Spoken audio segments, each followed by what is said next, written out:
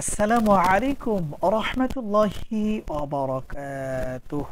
আলহামদুলিল্লাহ।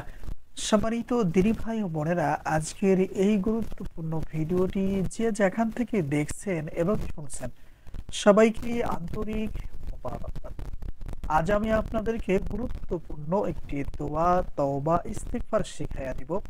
আপনারা কষ্ট করে যদি পড়তে পারেন তাহলে আমার সাথে পড়বেন।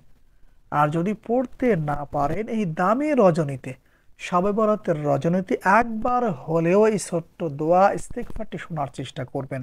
হতে পারে আল্লাহ সুবহানাহু ওয়া তাআলা এই বরকতময় ইস্তিগফার তওবার ওসিলায় আপনার আমার জিন্দেগীর সকল গুনাহগুলো মাফ করে দিবেন ইনশাআল্লাহ।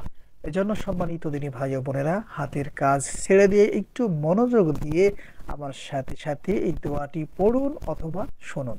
গুনাহ মাফের দোয়াটি হচ্ছে এই: আল্লাহুম্মা আনতা রাব্বি লা ইলাহা ইল্লা আনতা খালাকতানি ওয়া আনা আবদুকা ওয়া আনা আলা আহদিকা ওয়া ওয়া'দিকা মাস্তাতা'তু أعوذ بك من شر ما صنعت أبوء لك بنعمتك علي وأبوء لك بذنبي فاغفر لي فإنه لا يغفر الذنوب إلا أنت। এই নিয়মে যদি সম্ভব হয়, এই শবে বরাতের রজনীতে একবার হয়তোবা আমার সাথে সাথে দোয়াটি পড়ুন।